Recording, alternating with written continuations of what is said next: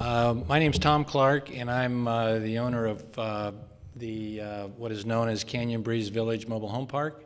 It's located at Sand Canyon Road and Soledad Canyon Road, just off the 14 freeway with the four-way on and off ramps. And we own this land here, which comprises 80 acres of land, and the mobile home park sits on a portion of it. We have an ordinance in place to close the mobile home park, and we have purchased over time all but 16 of the 138 mobile homes and have basically agreements to buy the balance. I've been involved with the property since 1985, actually before the city became a city. And we have currently zoning and general plan approval to develop the property into the following. So this again is Soledad Canyon Road here. This is Sand Canyon, and the 14 freeway is right here on the bottom of the map. And the mobile home park sits right in this area here. So this is the 80 acres. It's going to be, the plan is 148 single-family homes here, 120 townhomes here, 312 apartments in this area, and 118,000 square feet of retail commercial comprised of 4 restaurants, sit-down restaurants, a senior assisted living area over here, shops along in this area, which would be your Starbucks equivalent. There's a Starbucks, a new one across the street, so we won't be doing that, but a Noah's Bagel and that sort of thing. We're also putting a little lake feature in here, which where the restaurants sit, you'll be basically dining indoor and outdoor around the lake. This area, from a grading standpoint, all balances on site, so we're not trucking dirt in or out. And the timing and such is that, as I said, we have our zoning and general plan approval. We're now currently going through the tentative map process and an EIR. And so all the studies of traffic, noise, water, everything are being done as I speak, with the idea that that will be going to the Planning Commission, I'm going to say sometime late summer, and there'll be probably 2-3 hearings, and then we'll go to the City Council, and we should be through that process by year end. If all of it goes well, we would then be in a position to start grading and starting the project somewhere in the April to June of 2016, with the first retail and those components probably coming online sometime in late 2017. We're building the whole thing, so we know that, you know, the retail goes first, followed on with some housing. So the studies that we've done, there's demand for the housing as there is all over Santa Clarita at this moment in time. The market's slowly coming back, but there's a total shortage of kind of what I consider your major sit-down restaurants and some shops. We're planning that this is going to be, from an architectural standpoint, we're spending I guess I'd say it's not a strip mall kind of look. It's going to be much more high-end. in its features and the way it presents itself. And I think that's kind of the project, so I'm open to any questions, comments.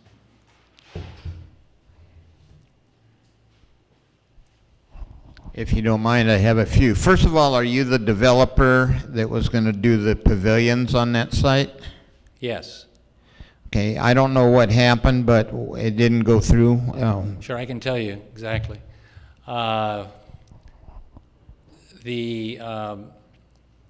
The Vons across the street was in a center that was owned by an individual that pretty much, you know, had been there for a long time and fairly run down, so to speak.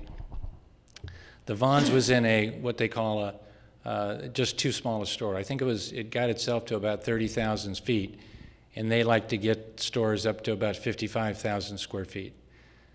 And that owner didn't want to do it or didn't feel he could do it.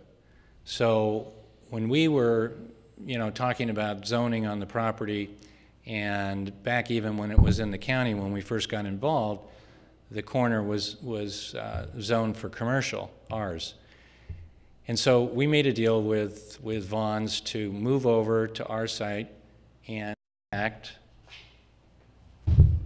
this right here is the half of the property, and that right there is the Vons. And this is a tentative tract map that was approved back in 2000. So we had a lease with Vons all ready to go, and the market got soft, and the city came to us and basically said, you know, that this particular plan, there were two parts to it. Another company owned this land, we owned this. They were two separate properties, but we were joining because of grading, because we balanced. And it was kind of a hodgepodge.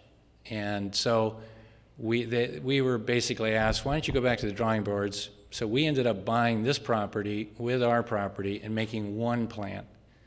Well, by the time we did that, now we're about 2006, and Vons is kind of hanging on because everybody's complaining about the store, so they're getting, you know, if any of you shop there, you probably were unhappy. And so all of a sudden we hit the big recession. So that stopped us in our tracks. I'd already bought most of the mobile homes, spent all the money to do that, to close the park. And Vons is sitting there going, well, now what are you going to do? And there's, you know, we all know what happened in that Great Recession. I mean, it was like a wall. So I told them, I said, we're stuck. You know, we're not going anywhere for a while. And so they bought the center across the street. Safeway had the money. They weren't worried about the Great Recession. And they did what you see that they've done, which is, I think, a nice job. And they made the store 55,000. They're happy. Now we don't have a Vons. So we went from the Vons, which is now a nice Vons in a nice center, to focusing more on the restaurant side of things and creating kind of more of a place where people can go and kind of hang out a little bit. So it's not just go to a big box and, you know, do that sort of thing. It's going to be more along the lines that I talked about. I'm worried a little bit about getting in and getting out. I live off Poppy Meadow, and every time I go south, the traffic at that intersection is usually pretty bad. Is that part of the plan? Well, to improve the traffic flow, anyway. Yeah, we're doing, as you do with these studies, the environmental impact reports, you study everything, and traffic being one of the major things you study. So you take the existing, you know, we currently have 100 and some, you know, homes that are here that create that much traffic. We're going to be obviously increasing that, but then when you do some of the retail, instead of people going to Valencia to go to a nice restaurant, you know, our hope, and I think the reality will be that if we provide it here in a nice atmosphere, I think they won't do that as much. And that saves some trips. Long and short of it is, we'll study it, and we have to mitigate whatever that impact is. Do you have any leases or agreements with any restaurants or other businesses? No. No. We're talking to all of them. We're planning to build all of it. So we're not asking the restaurant owner to build his shop. We're building the center, and then we'll lease the center, lease the shop. Last thing, and I don't want to take up too much time, but what about Lassie property? Is that included in there? Yes, we bought Lassie a long time ago. What's Lassie? Pardon? What is Lassie? Where Lassie used to live. The dog? Dogs? I forgot the trainer's name. Weatherwax. Weatherwax used to live there. Yeah, Mr. Weatherwax lived there, and when, we talked to him about what we were going to do, and he said, look, I just soon move from this location out, to a little quieter spot for the dogs, this, that, and the other. So we bought his property, and the house was falling apart, and so we just took it down. I thought it burned. No, it was, It's a historical landmark? well, it's too. I think he told me there were 18 Lassies that over time, I don't know. Jimmy wasn't there, but Lassie was. Yeah, so Yeah, Well, I Tom? just have one quick question. Are the residents at Speak in the mic. are the residents at the Canyon Breeze, are they going to be reimbursed for moving, and are they going to give them enough time? yes to both of them. Understand that there are 16 people that own their house that we have agreements to buy. We bought everybody else, bought their house, and the people that are there now are renting month to month. And everybody that has been renting, we've told them when they come in, here is our plan. All these things are sitting in the office. When you walk in to pay your rent, you see it, right? And we've told them nothing's happening in 2015. Come 2016, and we'll keep you posted all the way. We could be closing the park. And so from the standpoint of the renters, we're going to give them as much notice as we have. And number two, we're going to help them move financially.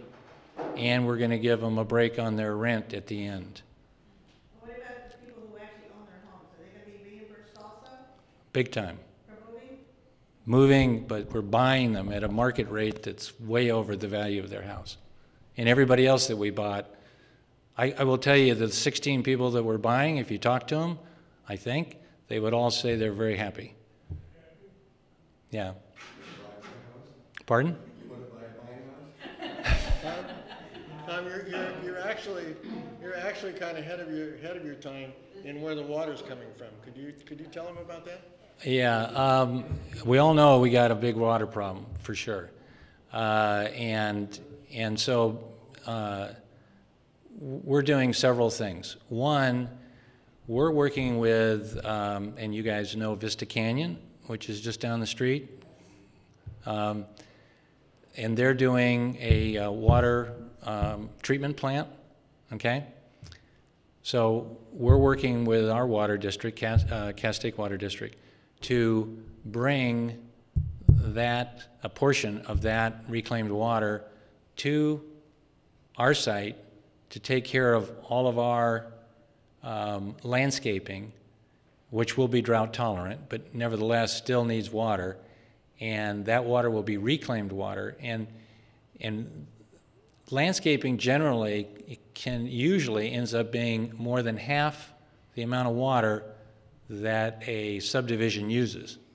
So the houses and the retail use less than half of the total water. So that water will come from the reclaim. And then secondly, the 138 houses we have here now, unfortunately, were built a long time ago. Nothing is in there that's efficient. Okay, it's old, and so that the toilets, so everything we're building here will be of the latest, greatest water conservation side of it. So that's what we're doing. Can you just give me a little bit of background on yourself? Are you a local guy, or I have no idea who you are? Sure. Born and raised in Los Angeles, West Los Angeles. Lived there my whole life, and got into the development business, building miniature golf courses. I built one in the valley at the 405 freeway at the 101 called Castle Park. Pardon?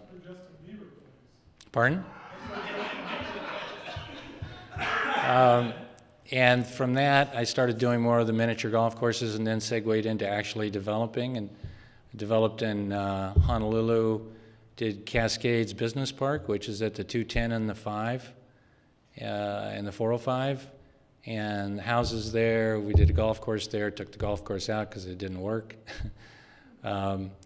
And did another in development just down the street from that, did a mini storage across the street from this project. We've got another couple of 100 acres out in just further up the 14 that we're working on. We had above Cascades, we bought Ellesmere Canyon. We had 800 acres that we had bought from the BFI, and anyway, we ended up putting that into permanent open space with the city, the county, and the Santa Monica Conservancy, and taking a charitable deduction on that transaction here about 2 years ago. So, and I've been here since '85 with the property, and so I've gotten to see Santa Clarita grow, and so we're hopeful that we will finally develop what we hope will be a well-received project. Did you have any opinion about the digital billboard at the Norland site, across from your storage area? Do you still own that storage site? No. Thank you. No. Okay? Thank you. Give Tom a big hand. He's got a great project. Thank you very much, Tom. Thank you. Thanks for your time.